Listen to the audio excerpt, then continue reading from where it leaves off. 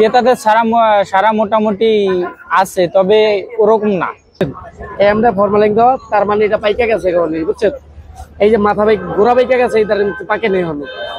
প্রায় জায়গায় বাগানে মার খেয়ে গেছে রোদের কারণে, মানুষ ফলন কম হয়েছে, ফলন কম হওয়ার দাম বেশি হবে এবার। ক্রেতাদের সারা মোটামুটি আছে, তবে ওরকম না, আগের মতো অতটা বেশি না। কারণ হচ্ছে গিয়া আপনার সিজন তো শুরু, এখনো মানুষ মনে করে যে লিচু মানে পুরাপুরি ভাবে গাছ পাইকা আসে নাই, মনে করে যে এগুলা ফরমালিন দেওয়া লিচু বা কালার করা লিচু, এই কারণে মানুষ ততটা লিচুর দিকে আগ্রহ এখন হচ্ছে না। যখন পুরাপুরি বাজারটা নিয়ে আইসা পড়বো, লিচু বাজারে আইসা পড়বো, তখন মনে করেন যে লিচুতে মানুষের চাহিদা একটু বাড়বো। কালারের জন্য যে কেমিক্যাল দেওয়া হয় সেটা সাধারণ মানুষের কোনো বোঝার সূত্র নেই, আমরা ব্যবসায়ী আমরাও বুঝতে পারি না, শুধু যারা দেয় এবং যারা ব্যাপারী এরাই বুঝতে পারে।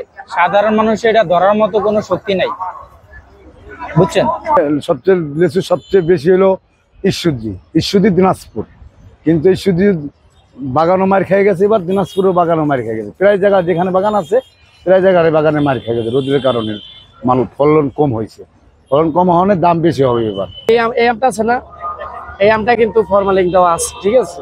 এই আমটা হচ্ছে করা, এই আমটা পাকার উপযুক্ত হয় নাই, কথা বুঝছেন? এই আমটা ফরমালিন দেওয়া, তার মানে এটা পাইকা গেছে অলরেডি, বুঝছেন? এই যে মাথা বাইক গোড়া পাইকা গেছে, এটা পাকে নেই হলো।